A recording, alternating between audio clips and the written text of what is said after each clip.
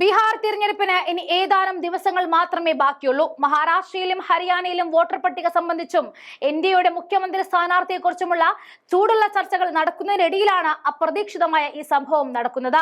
ബീഹാറിൽ വ്യവസായ പ്രമുഖനും ബി.ജെ.പി. നേതാവുമായ ഗോപാൽ ഖംഗെ വെടിയേറ്റ് മരിച്ചിരിക്കുന്നു. ഇതിൽ ഏറ്റവും ദുരൂഹമായ കാര്യം എന്തെന്ന് വെച്ചാൽ 6 വർഷം മുൻപ് ഗോപാൽ ഖംഗെയുടെ മകനും വെടിയേറ്റ് മരിച്ചു എന്നതാണ്. പട്നയിലെ വീടിന് മുന്നിൽ ഇന്നലെ രാത്രിയാണ് കൊല നടന്നത്. കേസിൽ SP സിറ്റി സെൻട്രൽ പോലീസിന്റെ നേതൃത്വത്തിൽ ഒരു പ്രത്യേക അന്വേഷണ സംഘം രൂപീകരിച്ചിട്ടുണ്ട് എന്ന് DGP വിനയ് കുമാർ അറിയിച്ചിട്ടുണ്ട്. 2018 ഡിസംബറിൽ ഫാക്ടറിയുടെ ഗേറ്റിൽ വെച്ചായിരുന്നു ഇദ്ദേഹത്തിന്റെ മകൻ ഗുഞ്ചൻ ഖംഗെയും സമാന സാഹചര്യത്തിൽ കൊല്ലപ്പെട്ടത്. ഗോപാൽ വീട്ടിലേക്ക് മടങ്ങുന്നതിനിടെ ഗാന്ധി മൈതാൻ പോലീസ് സ്റ്റേഷനിൽ പ്രദേശത്ത് വെച്ച് പനാഷെ ഹോട്ടലിന് സമീപമാണ് സംഭവം നടന്നത് എന്ന് ഉദ്യോഗസ്ഥർ പറഞ്ഞിട്ടുണ്ട്. ഫോറൻസിക് സംഘം സ്ഥലത്ത് എത്തിയിട്ടുണ്ട്. പൂനെയിൽ നിന്നുമുള്ള സ്വതന്ത്ര MP പപ്പു യാദവ് കൊലപാതകം നടന്ന സ്ഥലത്ത് എത്തുകയും നിതീഷ് കുമാറിന്റെ നേതൃത്വത്തിലുള്ള ബീഹാർ സർക്കാരിനെ വിമർശിക്കുകയും ചെയ്തിട്ടുണ്ട്. അതായത് തിരഞ്ഞെടുപ്പിനോടനുബന്ധിച്ചാണ് ഈ കൊലപാതകം നടന്നിരിക്കുന്നത് എന്ന് നമ്മൾ കൂട്ടി വായിക്കേണ്ടതുണ്ട്. ഒരുപക്ഷെ ഈ സാഹചര്യത്തിൽ കൊലയാളി ആരുമാകാം. അതൊരുപക്ഷെ നിതീഷിന്റെ കെടുകാര്യസ്ഥത തുറന്നു കാണിക്കാനുള്ള അവസരമായി കണ്ട BJP അല്ലെങ്കിൽ ശക്തനായ ഒരു നേതാവിനെ വകവരുത്താനുള്ള പദ്ധതിയുമായി നിതീഷിന്റെ പാർട്ടിയോ ആയിരിക്കാം. ഒക്ടോബർ നവംബർ മാസങ്ങളിലാണ് ബീഹാർ ബൂത്തിലേക്ക് പോകുക. തെരഞ്ഞെടുപ്പ് തീയതി അടുക്കും തോറും ബീഹാറിലെ NDAയ്ക്കുള്ളിൽ പടലപ്പിണക്കങ്ങളും തലപൊക്കുന്ന വാർത്തകൾ നമ്മൾ കേട്ടതാണ്. അപ്പോഴാണ് ഇങ്ങനെയൊരു കൊലപാതകവും നടക്കുന്നത്.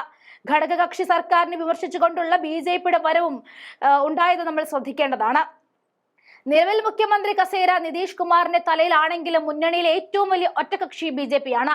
അതുകൊണ്ട് തന്നെ ഇക്കുറി വാരിക്കോരി സീറ്റ് നൽകാൻ സാധിക്കില്ല എന്ന് BJP JDUവിനെ അറിയിച്ചിരുന്നു. നിലവിൽ വെറും 43 സീറ്റാണ് JDUവിന് നിയമസഭയിലുള്ളത്. 28 സിറ്റിംഗ് സീറ്റുകൾ കൈവിട്ടാണ് JDU 2020 തിരഞ്ഞെടുപ്പ് ഫിനിഷ് ചെയ്തത്. BJP ആകട്ടെ 21 സീറ്റുകൾ അധികമായി പിടിച്ച MLAമാരുടെ എണ്ണം 74-ൽ എത്തിച്ചു. ഈ മേൽക്കൈ കൊണ്ട് തന്നെ BJP പറയുന്നിടത്ത് ബീഹാറിൽ JDU നിൽക്കുന്നുമുണ്ട്. 115 സീറ്റിലാണ് 2020 JDU മത്സരിച്ചത്. വെറും 43 സീറ്റിലാണ് ജയിച്ചതെങ്കിൽ 110 സീറ്റിൽ മത്സരിച്ച BJP 74-ലും വിജയിച്ചു. ഇതോടെ ഇക്കുറി കഴിഞ്ഞ തവണ JDU കൈവശം വെച്ചിരിക്കുന്ന ഏകദേശം 40 സീറ്റുകൾ കൂടി BJP വിട്ടു നൽകും എന്നാണ് അവരുടെ ആവശ്യം ഉന്നയിച്ചിരിക്കുന്നത്. 75 സീറ്റുകൾ വിട്ടു നൽകാമെന്നും BJP അറിയിച്ചതോടെ JDUവിന് അപകടം മനസ്സിലായിരിക്കുകയാണ്. 70 സീറ്റിൽ മത്സരിച്ചാൽ ജയിക്കാൻ പോകുന്നത് ഏകദേശം 25-നും 30-നും ഇടയിൽ സീറ്റുകളാണ്. 130 സീറ്റുകൾ മത്സരിക്കുന്ന BJP ഏറ്റവും കുറഞ്ഞത് 90 മുതൽ 100 സീറ്റുകളിൽ വിജയം പ്രതീക്ഷിക്കുന്നുണ്ട്. ചുരുക്കി പറഞ്ഞാൽ നിതീഷ് കുമാറിനെ മൂലക്കിരുത്താനുള്ള നടപടികൾ BJP തുടങ്ങി എന്ന് ചുരുക്കം. BJP ഓവർടേക്ക് ചെയ്യാനുള്ള നീക്കം സ്വമേധയാ നിതീഷ് കുമാർ തന്നെ ബീഹാറിൽ തുടങ്ങിയിട്ടുമുണ്ട്. പക്ഷേ തിരഞ്ഞെടുപ്പിന് തൊട്ടു മുൻപുള്ള ഈ കൊലപാതകം അത് ഒന്നില്ലെങ്കിൽ BJP അല്ലെങ്കിൽ നിതീഷ് കുമാറിനെ ബാധിച്ചിരിക്കും.